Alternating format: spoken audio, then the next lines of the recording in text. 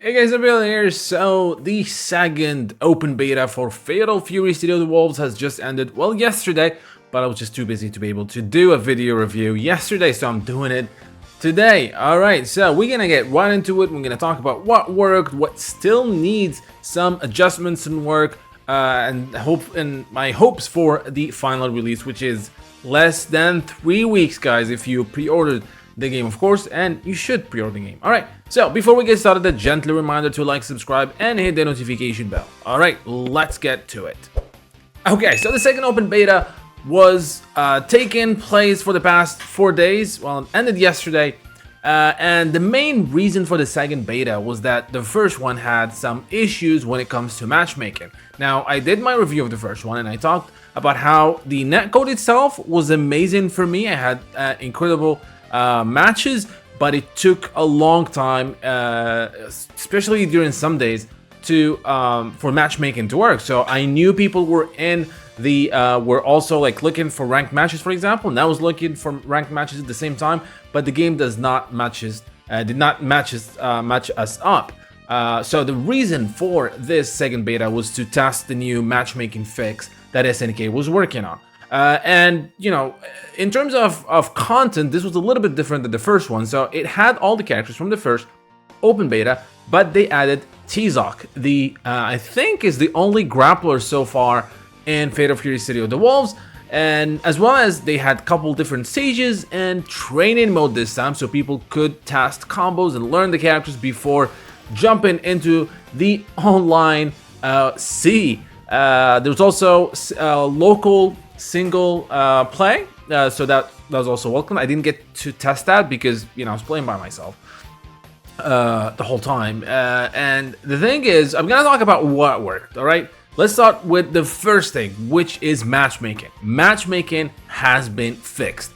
It was incredible. I literally did not have time to test things in between matches because of how fast the matchmaking was working. It is completely fixed, and that is a statement I am willing to, you know, go to court for. It absolutely is working right now. I heard that the first 3 hours were problematic, and then SNK did a quick fix.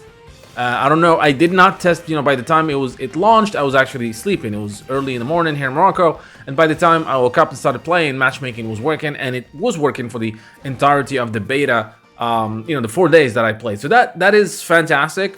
There's also the netcode, which was working fine, but it's, you know, it's still holding strong.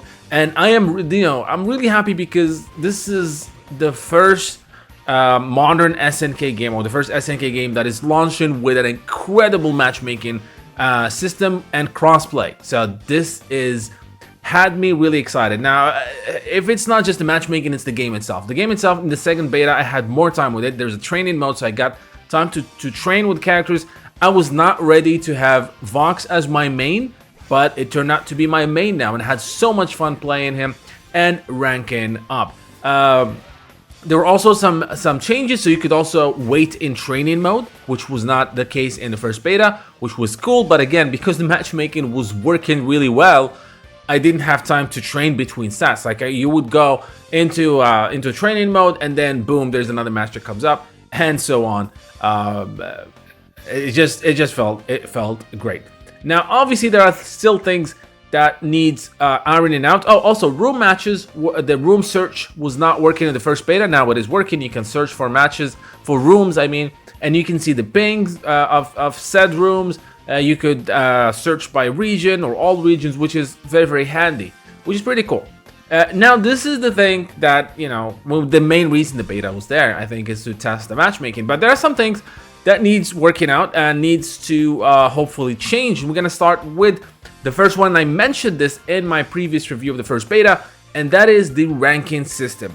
As it stands right now, ranking is based it's an overall rank. It doesn't matter which character you use, right? Unlike Street Fighter 6, for example, where the rank is per character. And I think that's a bit problematic because if any game you play in rank mode is affecting your overall rank, you know, people are not going to try characters that they're not strong with. If I'm gonna go into rank and any match counts towards my overall rank, I'm just going to use the best character that I have. So that limits experimentation, that limits.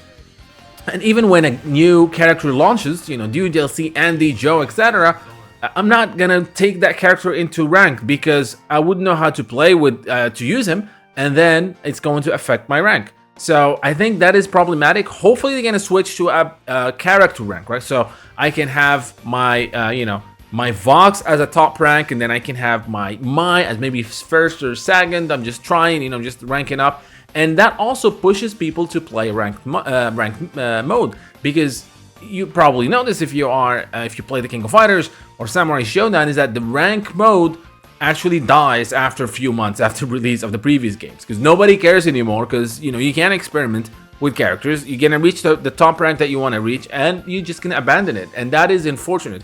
Because we have characters coming up at DLCs, it will be unfortunate to just, you know, everybody's going to you know, not care about ranking matches or ranking mode. So hopefully that's going to change. And speaking of ranking, the ranking titles right now are very confusing. I just don't like the way. So right now it's basically rookie 1 to 5, I believe, and then you have C5 to C1, and then B5 to B1, and then A5 to A1, and then S5 to S1, and then double S.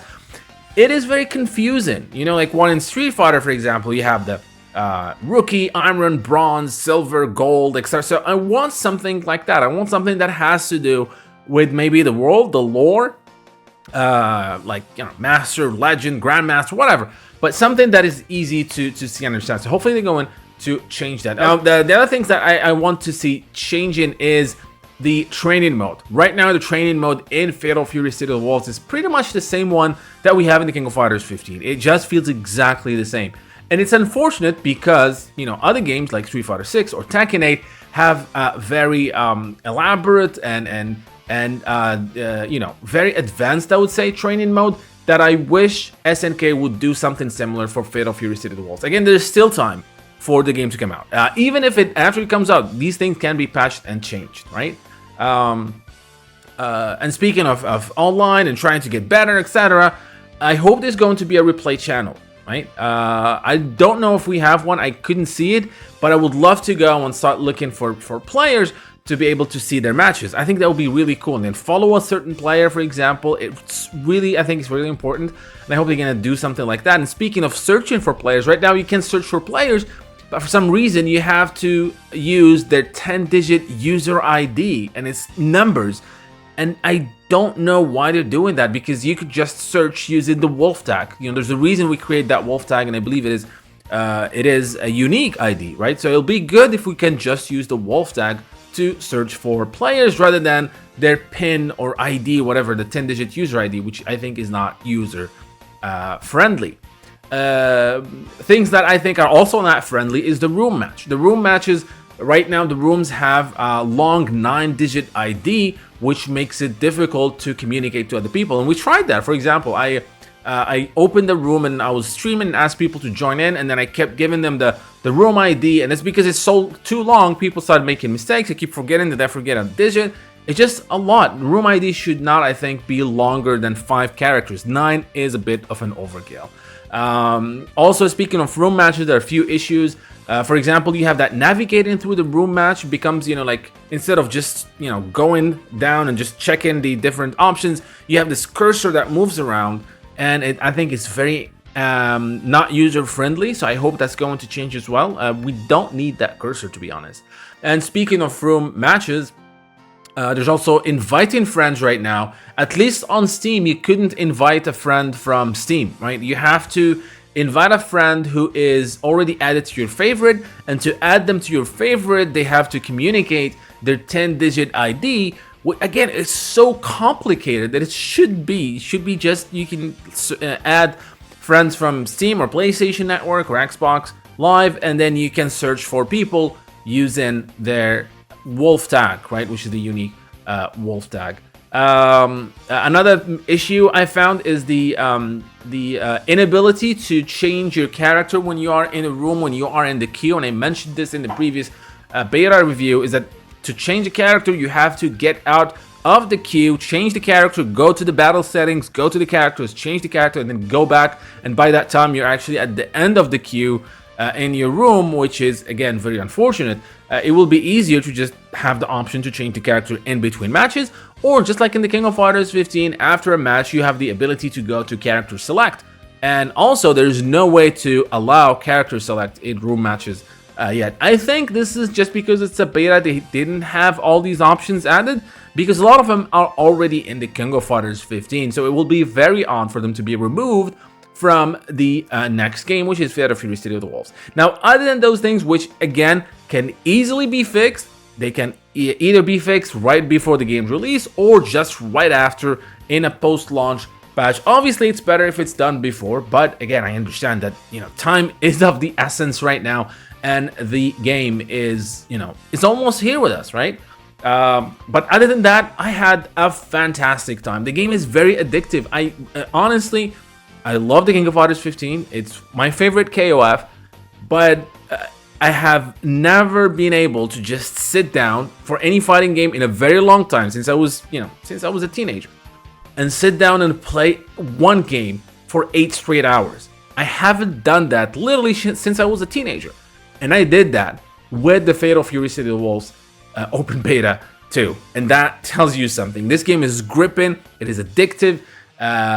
It is absolutely fantastic. The balance, the gameplay, it is so fun, right? Even when you lose, it's not infuriating. It's just amazing, dude. It's absolutely fantastic. I cannot wait for the game to be released so we can look at all the content and the characters and all that good stuff. But yeah, the game is in a very good state right now, and I am hoping we're gonna get some major more announcements before the release. There's still 2 characters we don't know yet, so looking forward to that. What was your experience playing Fatal Fury City of the Wolves Open Beta 2?